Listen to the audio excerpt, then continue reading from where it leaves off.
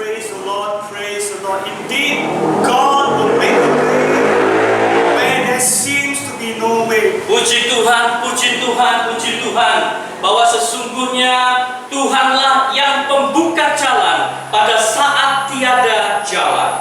Well, thank Pastor for inviting me, and thank you all also for joining us this morning to praise and worship the Lord. Saya mengucapkan terima kasih kepada pastor dan juga saudara-saudara semuanya yang memberikan kesempatan saya untuk menyampaikan firman Tuhan pada pagi hari ini. Let's look to the Lord in prayer. Mari kita datang ke hadapan Tuhan di dalam doa. Heavenly Father, in Jesus' name we come before your throne of grace. Bapa di surga, di dalam nama Tuhan Yesus kami datang di hadapan tata anugerah-Mu. We ask for your presence and your anointing. Kami mohon minta kepada urapan dan juga hadirat-Mu turun To hear and receive your word. untuk menerima, mendengarkan firman. Transform us by your word and your spirit. Ubahlah kami Tuhan melalui roh dan firman-Mu. We ask this in Jesus' name. Kami panjatkan doa ini di dalam nama Tuhan Yesus. Thank you. Please be seated. Terima kasih, amin. Silakan duduk. Today I want to minister on this message. When you hit rock bottom, you can stand on the solid rock. Dan khotbah firman Tuhan hari ini yaitu tentang ketika kita menabrak dasar batu karang, dasar gunung batu, maka kita bisa berdiri di atas gunung batu itu. Our main Bible reference is Psalm 61 verses 1 to 8. Dan teks firman Tuhan hari ini diambil dari kitab Mazmur pasal 61 ayat 1 sampai yang ke-8. Verse 1 reads, Hear my cry, O God, attend unto my prayer. Ayat 1 dikatakan, ayat 2 dalam terjemahan bahasa Indonesia, dengarkanlah kiranya seruanku ya Allah, perhatikanlah doa-doaku. This is the Psalm of David. Inilah Mazmur Daud. If there was a man who has seen the highs and the lows of life, it was David. Dan kalau ada seseorang yang mengerti artinya kehidupan naik turunnya dalam kehidupan ini adalah Daud. Through the ups and downs, the mountains and valleys of his walk with God, Dan melalui naik turunnya gunung dan lembah di dalam kehidupan ini, David was without a doubt one of the most extraordinary men in the Bible. dan tanpa ragu-ragu Daud itu adalah seorang yang sangat luar biasa di dalam Alkitab. Yet this psalm also refers to Jesus Christ, the Messiah. Tetapi kitab Mazmur ini juga mengacu kepada Yesus Sang Mesias itu, Who is called the greater son of David. yaitu anak Daud yang luar biasa itu. Through David's family would come forth the Savior, the Messiah of our world. Melalui keturunan Daud itu akhirnya kita mendapatkan Mesias anak Daud. Jesus was both fully God and fully man. Yesus itu sepenuhnya Allah dan sepenuhnya manusia.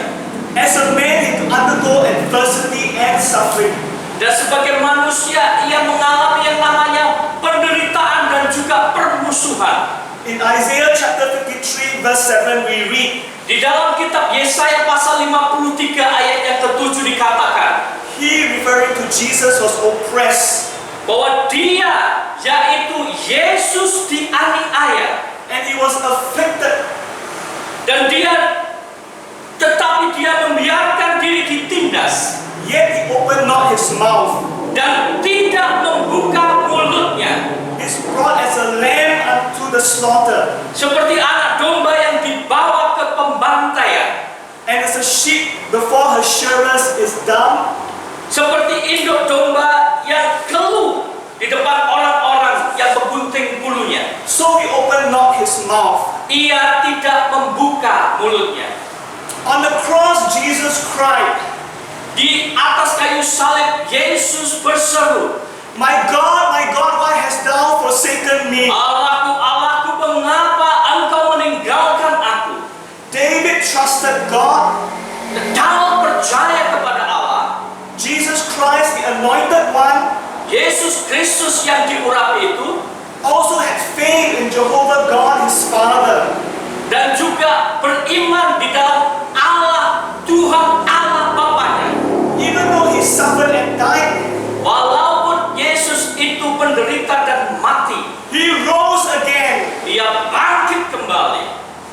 you troubled today? Apakah saudara menghadapi masalah saat ini? Facing crisis and trials. Menghadapi krisis dan juga berbagai pencobaan. Could be the areas of health, finances, or relationships. Atau mungkin dalam hal kesehatan, keluarga, keuangan, hubungan.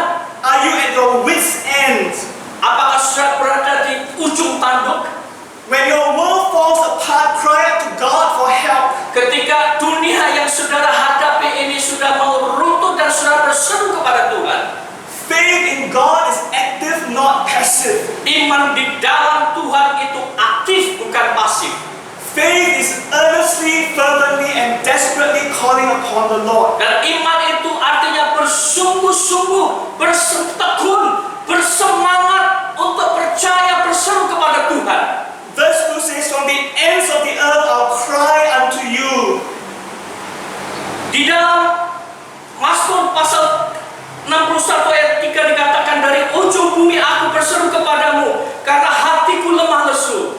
When my heart is overwhelmed, Karena hatiku lemah lesu, lead me to the rock that is higher than I. tuntunlah aku ke gunung batu yang terlalu tinggi bagiku. When God seems far away, Ketika Tuhan itu kelihatannya jauh dari kita, when we're hitting rock bottom, ketika kita menabrak dasar dari gunung batu itu, there is a rock we can stand on. dan ada sebenarnya gunung batu yang kita bisa berdiri di atasnya. Jesus Christ is the rock. Dan Yesus Kristus itulah gunung batu kita. He's the rock that's higher than us. Gunung batu Yesus, gunung batu yang lebih tinggi daripada kita. Higher than all our problems. Lebih tinggi daripada masalah-masalah kita. Matthew chapter 7 verse 24 to 25 calls us to build our house on the rock. Matius pasal 7 ayat 24-25 itu mengajarkan kepada kita untuk membangun rumah kita di atas dasar batu. Therefore, whosoever hears these sayings of mine Setiap orang yang mendengarkan perkataanku and does them, dan melakukannya, I will liken him unto a wise man, dia sama seperti orang yang bijaksana which built his house upon the rock. yang mendirikan rumahnya di atas batu. And the rain descended, Kemudian turunlah hujan, the floods came, dan datanglah banjir. the winds blow, Lalu angin melanda rumah itu. and beat upon that house, Tetapi rumah itu tidak rubuh. and it fell not, Rumah itu tidak rubuh because it was built on the rock. karena didirikan di atas dasar batu. There's life-giving water from the rock, Jesus Christ. Ada air yang terpancar dari gunung batu Yesus Kristus itu. He's our source, Ia adalah sumber kita. our stability, Dia adalah stabilitas hidup kita. our security. Dia adalah keamanan dalam hidup kita. 1 Corinthians 10:4 says, Di dalam 1 Korintus 10 ayat 4 dikatakan, and did all drink from the same spiritual drink, dan mereka semua minum minuman rohani yang sama. for they drank of that spiritual rock Sebab mereka minum dari batu karang rohani yang mengikuti mereka. that followed them. Yang mengikuti mereka. And that rock was Christ. Dan batu karang itu ialah Kristus. In another Psalm of David, Dan di dalam kitab Mazmur Daud yang lainnya, Psalm 40, Mazmur pasal 40, David wrote, Daud menuliskan, I waited patiently for the Lord, aku sangat menanti-nantikan Tuhan. and he inclined unto me, Lalu ia menjenguk kepadaku and heard my cry. dan mendengar teriakku minta tolong. He brought me up also out of a horrible pit, Ia mengangkat aku dari lubang kebinasaan, out of the miry clay, dari lumpur rawa, and set my feet upon the rock, dan menempatkan kakiku di atas bukit batu, and established my goings. dan menetapkan langkahku. You put a new song in my mouth, Ia memberikan nyanyian baru dalam mulutku, even praise unto our God. untuk memuji Allah kita. Many shall see it Banyak orang akan melihatnya and fear, dan menjadi takut, and shall trust in the Lord. lalu percaya kepada Tuhan. There's a song that says, and if I may sing, Ada lagu yang mengatakan demikian seperti yang saya mau nyanyikan. my hope is built on nothing less Harapanku dibangun di atas bukan yang lainnya, than Jesus' blood and righteousness. kecuali di dalam darah dan kebenaran Yesus. I dare not trust the sweetest phrase, Saya tidak mau percaya pada harapan-harapan yang lainnya, but wholly lean on Jesus' name. dan hanya bersandar kepada nama Yesus.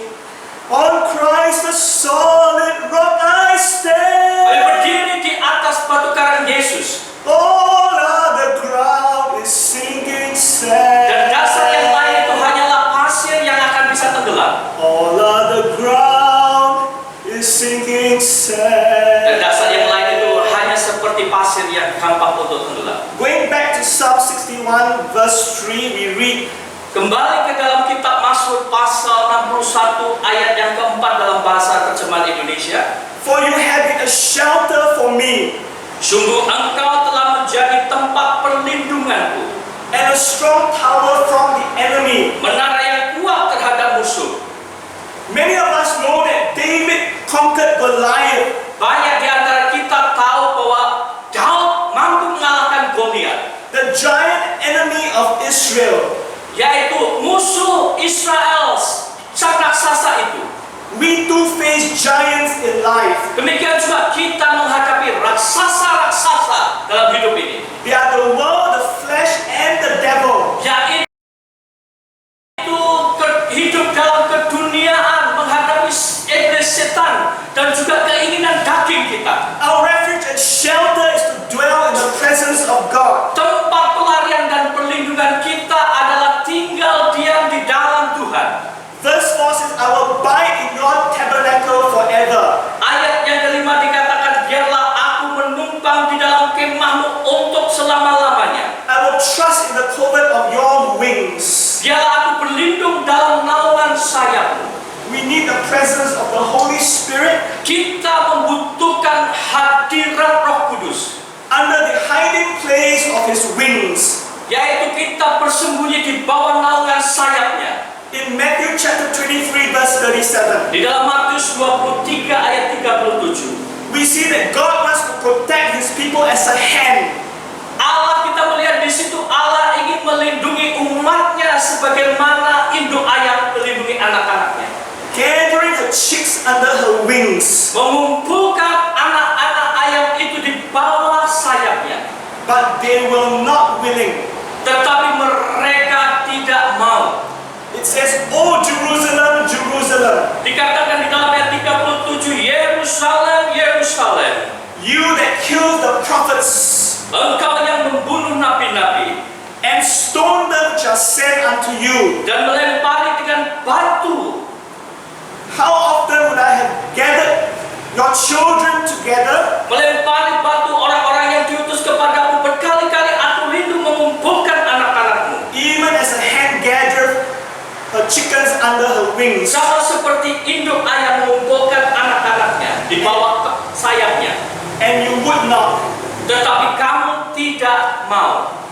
Our trust is in the Lord, Percayaan kita ada di dalam Tuhan, not in ourselves, bukan di dalam diri kita, not in other people, bukan di dalam diri orang lain, not in money, bukan di uang, not in government, bukan di pemerintahan, not in religion, bukan di dalam agama, not even in the church or preachers. bahkan bukan juga di dalam gereja atau pengkhotbah-pengkhotbah pendeta.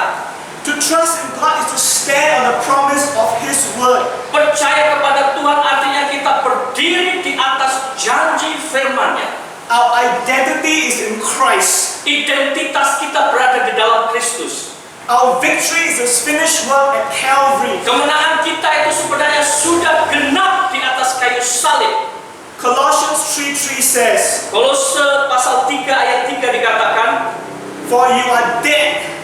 sebab kamu telah mati Your life is hidden with Christ in God. dan hidupmu tersembunyi bersama dengan Kristus di dalam Allah. When we trust God, we'll experience peace. Ketika kita percaya Allah, kita akan mengalami damai sejahtera.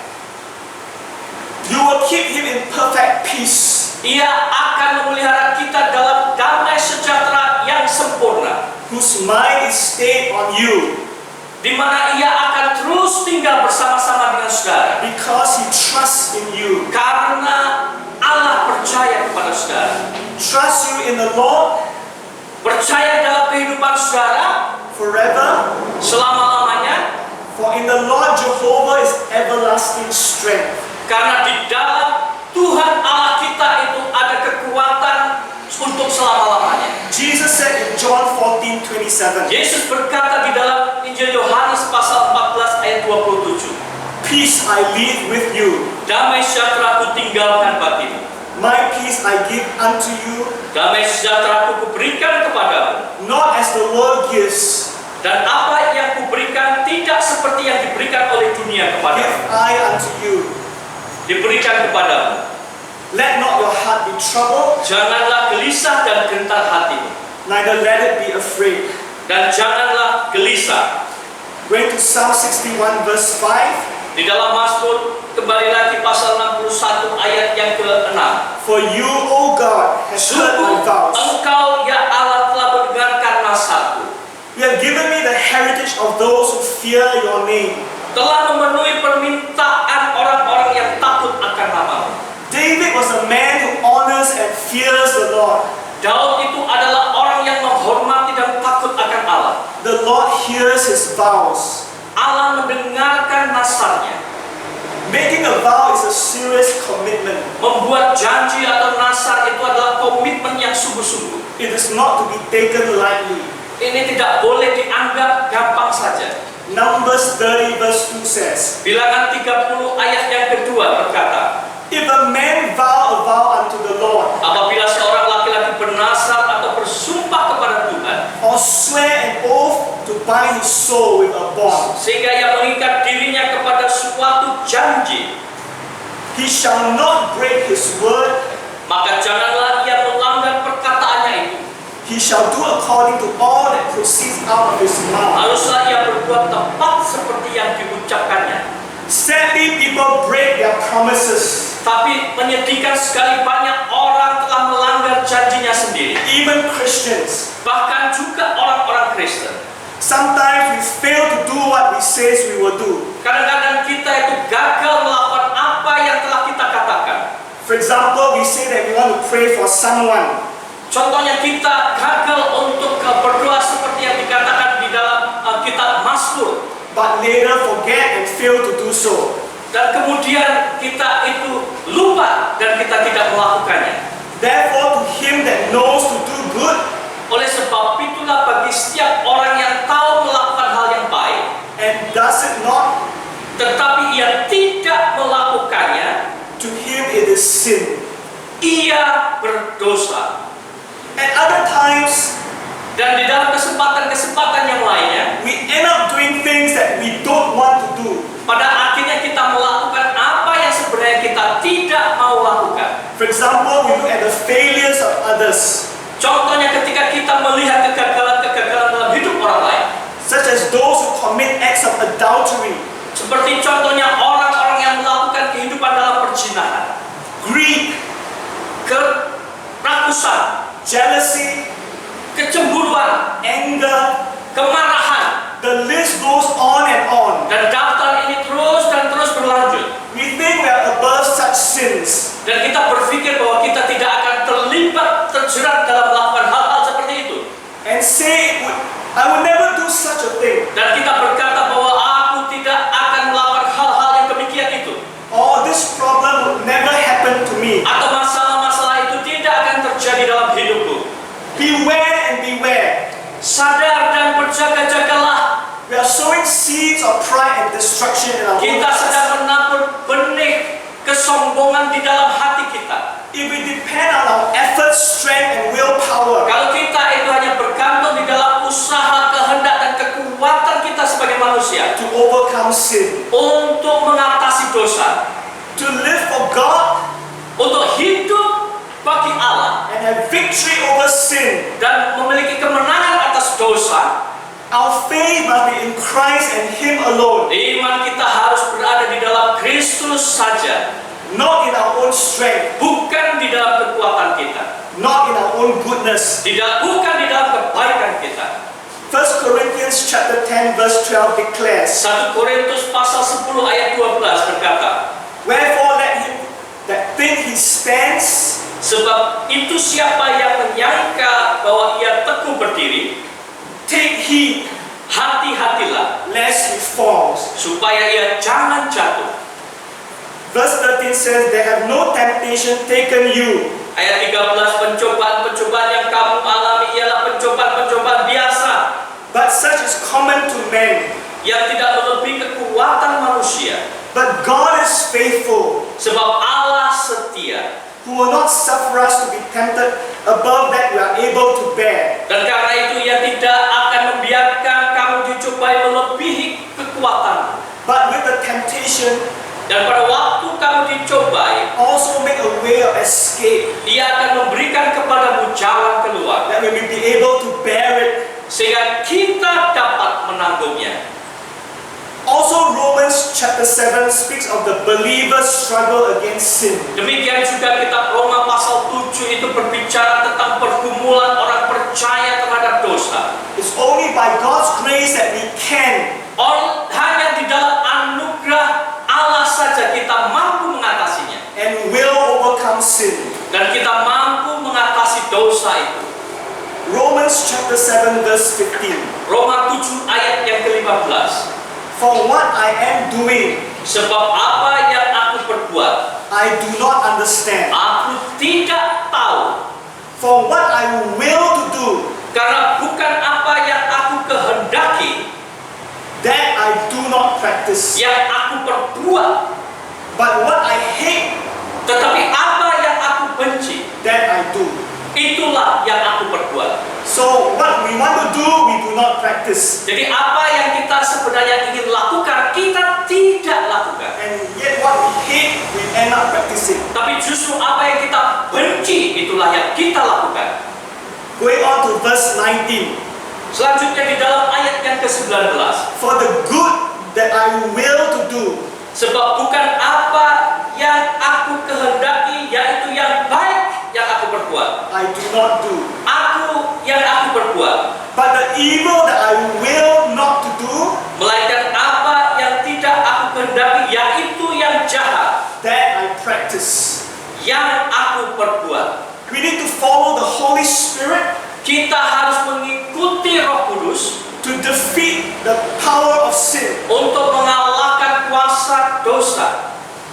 Galatians 5:16 says, Galatia 5 ayat 16 berkata, this I say then, walk in the Spirit, maksudku ialah hiduplah oleh Roh, that will not fulfill the lust of the flesh. maka kamu tidak akan menuruti keinginan daging. No matter how dedicated we are to the Lord, Bagaimanapun kita memiliki dedikasi yang tinggi kepada Allah, regrettably we fail at times. tapi sungguh sangat menyedihkan, kadang-kadang kita juga mengalami kegagalan. But thank God, Tetapi bersyukur kepada Tuhan our source of salvation bahwa sumber keselamatan kita and sanctification dan juga kekudusan kita, is the perfect Lamb of God, yaitu ada di dalam anak domba Allah yang sempurna, who was slain for us. yang telah disembelih bagi kita. Are we overwhelmed with guilt, Apa kita dipenuhi dengan rasa bersalah dalam hidup ini? condemnation, Rasa penghukuman dalam hidup ini? shame, Rasa malu? the mistakes we made, Apa mungkin kesalahan-kesalahan yang kita buat? the failures of our past? Kegagalan-kegagalan masa lalu? Jesus can set us free. Yesus mampu membebaskan kita. Romans chapter 8. Roma 8 ayat 1. There is therefore now no condemnation Demikianlah sekarang tidak ada penghukuman to them which are in Christ Jesus, bagi mereka yang ada di dalam Yesus Kristus, who walk not after the flesh, yang bukan berjalan mengikuti keinginan daging, but after the Spirit. tetapi berjalan menurut Roh. And verse 2 says, Dan ayat 2 dikatakan, for the law of the Spirit of life Roh yang memberi hidup in Christ Jesus telah memerdekakan kamu dalam Kristus from the law of sin and death. Memerdekakan kamu dari hukum dosa dan hukum maut. The greatest covenant ever made is when Jesus Christ, Perjanjian terbesar yang telah dibuat itu di dalam Yesus Kristus, the greatest son of David, yaitu di dalam anak Daud yang luar biasa itu, was on the cross. yang terbesar itu yaitu di atas kayu salib. Through his sacrificial death, Melalui pengorbanan kematiannya, he fulfilled God's will and plan of redemption for humanity. Ia memenuhi janji-janji Allah itu. Hebrews 10:10. Di dalam kitab Ibrani pasal 10 ayat yang ke-10. By that will we have been sanctified. Dan karena kehendaknya inilah kita telah dikuduskan, That means set apart. yaitu kita dipisahkan, artinya Through the offering of the body of Jesus Christ. melalui pengorbanan tubuh Tuhan kita Yesus Kristus, Once for all. sekali untuk selamanya. The heritage of the Lord Dan warisan yang telah diberikan Allah kepada kita, are the great harvest of souls yaitu penuaian jiwa-jiwa yang besar that will be gathered to him. yang akan dikumpulkan di hadapannya. In countries where there are royals, Di negara-negara yang berbentuk kerajaan-kerajaan, there is an expression, ada suatu ekspresi atau ungkapan, long live the king or long live the queen. hiduplah raja, panjang umurlah ratu. For David, Bagi Daud, prophetically he looks to the Messiah Jesus Christ. secara nubuatan ia melihat ke depan di dalam diri Yesus Kristus. David lived for 70 years, 70. Daud itu hidup 70 tahun lamanya, Yet through his descendants, tetapi melalui keturunannya, Jesus Christ, Yesus Kristus, his kingdom is everlasting, kerajaannya itu kekal. and he will rule and reign forever. Dia akan memerintah untuk selama-lamanya. And we will cry, "Oh, hail King Jesus!" Dan kita akan berseru, hiduplah Yesus Kristus. Luke chapter 1 verse 32. Lukas pasal 1 ayat yang ke-32.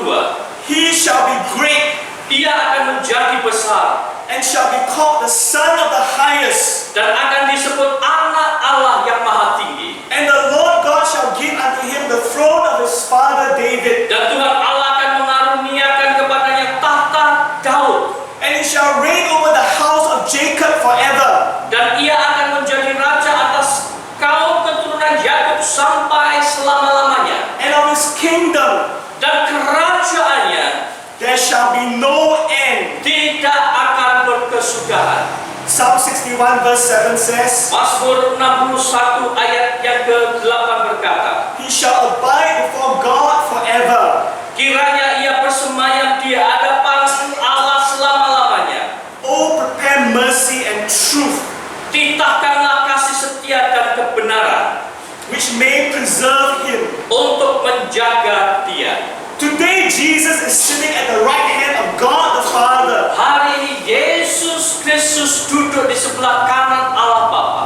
making intercession for us. Ia berdoa menaikkan syafaat menjadi perantara bagi saudara dan saya. We can come boldly unto the throne of grace, Kita bisa dengan berani menghampiri tahta kasih karunia, that we may obtain mercy sehingga kita itu memperoleh rahmat and find grace to help in time of need. dan menemukan kasih karunia pada waktu kita membutuhkannya. And then verse 8 says, Dan dikatakan di dalam ayat yang ke-9, So will I sing praise unto your name forever, maka aku akan menaikkan pujian kepadamu untuk selama-lamanya, that I may daily perform my vows. sehingga aku akan melakukan janji-janjiku setiap hari yang sudah kujanjikan. Let's come daily before God Mari kita datang setiap hari di hadapan Allah to praise, untuk memuji, honor, and trust the Lord. menghormati dan percaya kepada Allah. David glorified and thanked the Lord under the old covenant. Daud memuliakan dan bersyukur kepada Allah di bawah perjanjian yang lama. How much more we can do so today under the new covenant? Berapa lebih banyak lagi tentunya kita harus bisa melakukannya di bawah perjanjian yang baru. Praise God. Puji Tuhan. Praise God. Puji Tuhan. Whatever our circumstances are, Apapun keadaan yang kita hadapi saat ini, when we are facing difficult times, ketika kita menghadapi waktu-waktu yang sulit, our hope and help is in the Lord. harapan dan pertolongan kita ada di dalam Tuhan. When we have hit rock bottom, Ketika kita menabrak dasar dari gunung batu karang itu, we can stand on the solid rock. kita akan mampu berdiri di atas gunung batu karang itu. Praise God. Puji Tuhan. Praise God. May I ask the pastor to pray for all of us? Let us pray. Mari kita berdoa. Haleluya. Father, thank you for your word today. Bapa, kami bersyukur untuk firman-Mu hari ini. We pray, Lord, may the Holy Spirit continue to speak more deeply into each one of us through your word. Kami berdoa biarlah Roh Kudus berbicara lebih jauh dalam setiap kehidupan kami melalui firman-Mu saat ini. Thank you for your servants, Pak Jonathan. We have been a blessing, great blessing to all of us through your words today. Kami bersyukur untuk hamba-Mu, Pak Yonatan, yang sudah menjadi berkat bagi kami melalui firman-Mu hari ini. May you continue to bless it and use it mightily to be your honor and glory. Thank you, Jesus. Kami berdoa biarlah Tuhan terus memberkati dan bahkan memakai dia lebih luar biasa untuk hormat dan kemuliaan-Mu. Thank you, Jesus. Terima kasih, Jesus. In Jesus, the most precious name, di dalam nama Tuhan Yesus kami berdoa. And all God's people say, Amen. Amen. Amen. Praise God. Thank Puji you. Tuhan, puji Tuhan.